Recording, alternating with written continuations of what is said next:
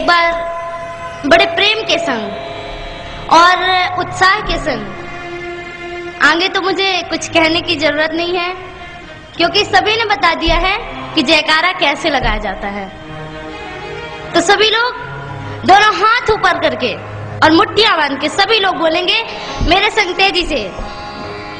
सभी लोग तैयार हैं? जय जय श्री राम।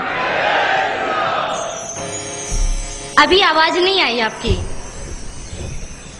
देखिए, ये कार्यक्रम ही इसलिए रखा गया दोपहर को कि सभी लोग भोजन करके आए। जय जय श्री राम।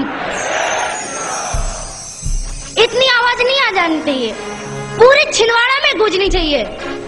जय जय श्री राम, जय जय श्री राम। भारत माता की, भारत माता की, भारत माता की। हम बात करें, अभी आपने सुना होगा कि आप लोग भी कहते मैं छिंदवाड़ा का हूँ, कहते हैं मैं दिल्ली का हूँ, मुंबई का हूँ। अभी मुझे भी कहा गया कि मैं बनारस की हूँ। मैं तो कहती हूँ कि मैं कहीं की नहीं हूँ, मैं तो हिंदुस्तान की हूँ और हर वासी हिंदुस्तान का है। ये शहर नगर कुछ नहीं होता, हम तो हिंदुस्तान के वासी हैं। और एक बात आप ध्यान रखिए कि जो भी हिंदू हमारे देश से जाता है, कहीं भी आप चले जाइए, हिंदुस्तान के वासियों को केवल हिंदू के नाम से जाना जाता है। एक बात आपसे कहूँ, लोग कहते हैं कि जैसे आपने देखा होगा कि किराने की दुकान होती है, तो किराने की दुकान में क्या मिलता है? साबुन, तेल, निरमा, अन्य अन्य चीजें मिलती, बहुत सी चीजें हैं, पर दुकान का नाम तो किराना रख दिया। अब किराने नाम की कोई चीज नहीं है दुकान में, पर दुकान का नाम किराना क्यों रख दिया? पर उसी दुकान से सारी चीजें एक एक चीजें निकाल कर रख देंगे तो वो बन जाएगा क्या? किराना। ये किराने का सामान है। तो उसी प्रकार मेरा भारत इतना महान है कि इसने सभी जातियों को, सभी संप्रदाय के लोगों को इकट्ठा करके रखा है। इसलिए इसी देश का नाम हिंदुस्तान है। अमेरिका को माता नहीं कहा जाता, अफ्रीका को माता नहीं कहा जाता, पर मेरे भारत देश को माता कहा जाता है। इतना बड़ा दर्जा दिया गया इस भारत भूमि को। तो ऐसी ये भारत भूमि, आपने भी कई संतों के मुख से सुना कि इस देश का बच्चा बच्चा राम है। और मैं आपको बता दूं, लोग कहते हैं कि मेरे देश को नष्ट करने में मुसलमानों का हाथ है। उनका जो हाथ है सो हाथ तो है, पर मैं तो कहती हूँ कि इसमें हिंदुओं का भी हाथ है। अरे लकड़ी को भला लोहे की कुल्हाड़ी क्या काट सकती है? कुल्हाड़ी में लकड़ी का हत्था न होता तो लकड़ी के कटने का रास्ता न होता। लकड़ी को केवल लकड़ी काट सकती है, कभी लोहे की कुल्हाड़ी नहीं काट सकती। इसलिए हमारे देश को एक हिंदू ही काट रहा है। उन हिंदुओं को मैं कह रही हूँ कि आप जो धर्मांतरण कर चुके हैं हिंदू, हमारे देश में धर्मांतरण अमर बेल की तरह फैली जा रही है, फैली जा रही है। देश देश में और गांव गांव में ईसाई मिशनरी आ जाती हैं, हमारे धर्म में आ जाओ, हम तुमको मुक्ति देंगे। एक किसान था, हल चला रहा था, उससे कहा कि क्या कर रहे हो? बोले खेती कर रहा हूँ भैया। बोले कि इसमें क्या सुख? अरे चलो हमारे साथ, भगवान ईशा की पूजा करो, वो तुम्हें मुक्ति देंगे। बोले कौन मुक्ति देंगे? बोले भगवान ईशा। बोले ये कौन है? बोले ये भगवान के, गॉड के बेटे हैं। अच्छा, गॉड के बेटे, तो हम गॉड के बेटे के पास क्यों जाएं? हमारा संपर्क तो सीधे भगवान से रहता है। हम तो खुद भगवान के बेटे हैं, क्योंकि गीता में भगवान कहते हैं ममय वंशो जीव लोके जीव भूतः सनातन। ये हर जीव ईश्वर का पुत्र है। हम ईसा के पास क्यों जाए? भगवान के पुत्र के पास क्यों जाए? हम तो स्वयं भगवान से संपर्क रखते हैं। जब हम राष्ट्रपति को जानते हैं तो प्रधानमंत्री के पास जाने की क्या जरूरत है? इसलिए आपका संपर्क सीधे परमात्मा से होना चाहिए। एक बात, बहुत अच्छी बात याद आ रही है कि एक पादरी, एक कॉन्वेंट स्कूल में पादरी आकर बैठ गया और अपनी ईसाइयत की ढींग हाँकने लगा। और एक बच्चा बड़ी देर से सुन रहा था, खड़ा हो गया। उसने कहा कि पादरी महोदय, एक बात मैं आपसे बोलूं। पादरी ने कहा कहो। बोले क्या आपका ईसाइयत धर्म हिंदू धर्म की आलोचना करना सिखाता है? पादरी एकदम अवाक रह गया, कुछ नहीं बोला। फिर कुछ देर बाद पादरी बोलता है कि तुम्हारा धर्म भी तो दूसरों की आलोचना करता है। उस बच्चे ने कहा नहीं, हमारा धर्म किसी की आलोचना नहीं करता।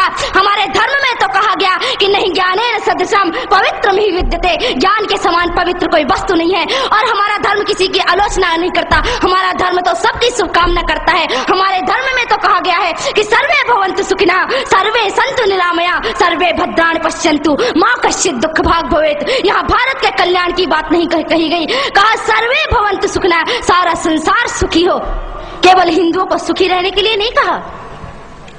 तो इसलिए मैं आपको गीता का एक वाक्य याद दिलाना चाहती हूँ कि अपने धर्म में श्रेयांश धर्मो विगुणः पर धर्मो भयावह, दूसरों के धर्म में हमेशा भय मिलता है। इसलिए धन छोड़ दो पर अपना धर्म कभी मत छोड़ना, और जिसने धर्म छोड़ दिया उसको चुल्लू भर पानी में डूब मरना चाहिए। इसलिए मैं आपको एक बात याद दिला दूं, और हम गलती भी दूसरों की देते हैं कि इसने ईसाईयत स्वीकार कर ली अपना धर्म छोड़कर, क्या करे, उसके पास मजबूरी है। वृंदावन में जाओगे और गोवर्धन को करोड़ों क्विंटलों दूध से स्नान कराओगे, पर छोटे छोटे बच्चे दूध के मारे बिलख रहे हैं, रो रहे हैं, और किसी ईसाई ने उसको 1 गिलास दूध दे दिया, बन गया ईसाई, बन गया। किसके कारण? केवल हिंदुओं के कारण वो ईसाई बना। पेट में भोजन नहीं मिला है और ईसाइयों ने 1 मुट्ठी चावल फेंक दिया तो उनको राइस क्रिश्चियन कहा जाने लगा। इसलिए मैं भाइयों, बहनों, मैयाओं, आप सभी से कहना चाहती हूँ कि खूब गोवर्धन अभिषेक करो, खूब नहलाओ दूध से गोवर्धन को। पर एक बात याद रखना कि कहीं कोई बच्चा कुपोषण का शिकार ना बन जाए। अगर बच्चा कुपोषण का शिकार बनता है तो आपको गोवर्धन का स्नान कराने का कोई अधिकार नहीं है, और भगवान गोवर्धन आपका दूध अभिषेक स्वीकार भी नहीं करेंगे।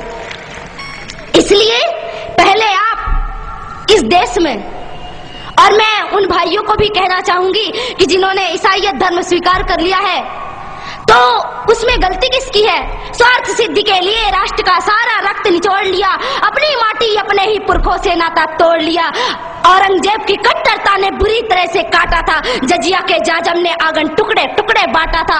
औरंगजेब की उदारता केवल कूटनीति की गोटी थी, गिद्धों की नजरों में केवल चोटी थी या बोटी थी। गंगा के बेटों ने क्या जमजम से नाता जोड़ लिया, अपनी माटी अपने ही पुरखों से नाता तोड़ लिया। इस देश के हिंदू मुस्लिम पहले सारे हिंदू थे, भैया लालच से भूल गए कि वो बेचारे हिंदू थे। अब भय नहीं, कहीं खुले दरवाजे चले आओ, अरब के सपने छोड़ो, मिलकर वंदे मातरम गाओ। भारत माँ सी दयावान माँ और कहाँ मिल पाएगी, अपनी चोटे भूल तुमको फिर से गले लगाएगी। खबरदार छल किया तो माता रणचंडी बन जाएगी, यह धरती गद्दारों की कब्रगाह बन जाएगी। अरे 17 बार मोहम्मद गौरी को हरा हरा कर छोड़ दिया, अपनी माटी अपने ही पुरखों से नाता तोड़ लिया। इसलिए मैं आपको याद दिलाना चाहती हूँ कि ये भारत भूमि आपकी माँ है, और अपनी माँ से आप कभी नाता ना तोड़े।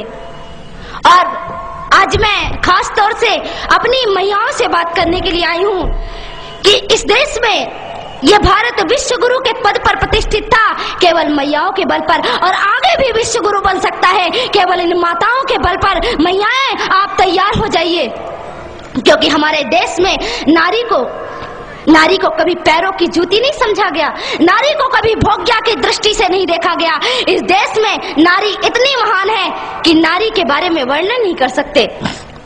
और किसी कवि ने बड़ी सुंदर पंक्तियों में नारी का परिचय दिया है कि मेरा परिचय इतना है, मैं भारत की तस्वीर हूँ, मातृभूमि पर मन मिटने वाले मतवालों की पीर हूँ। मैं उन वीरों की दुहिता हूँ जो हंस हंस झूला झूल गए, मैं उन शेरों की माता हूँ जो रण प्रांगण में जूझ गए। मैं जीजा की अमर सहेली पन्ना की प्रछाया हूँ, कृष्णा के कुल की मर्यादा लक्ष्मी की शमशीर हूँ। मेरा परिचय इतना है, मैं भारत की तस्वीर हूँ।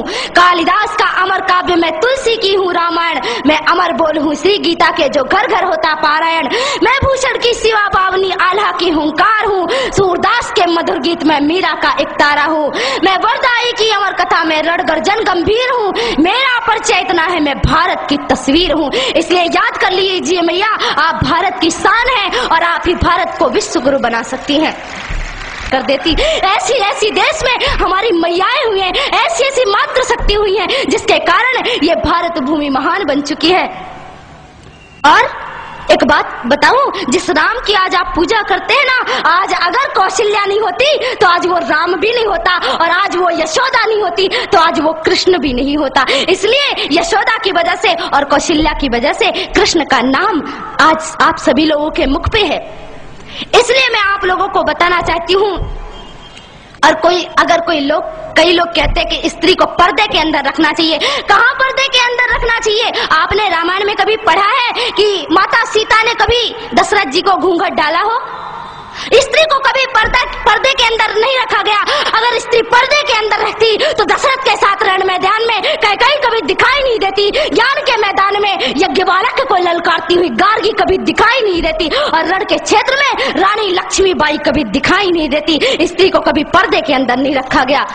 रानी लक्ष्मीबाई ने बता दिया कि स्त्री ममता की मूर्ति होती है, पर जब समय चुनौती का आता है तो अपनी ममता को छाती से नहीं बल्कि पेट में बांध लेती है, हाथ में शौर्य की तलवार लेकर के चली जाती है रण के मैदान में और शत्रुओं का सिर काट काट कर भारत माता की गोद में भर देती है। उसी नारी का जीवन सार्थक होता है और उसी नारी का जिस विश्व में नाम होता है।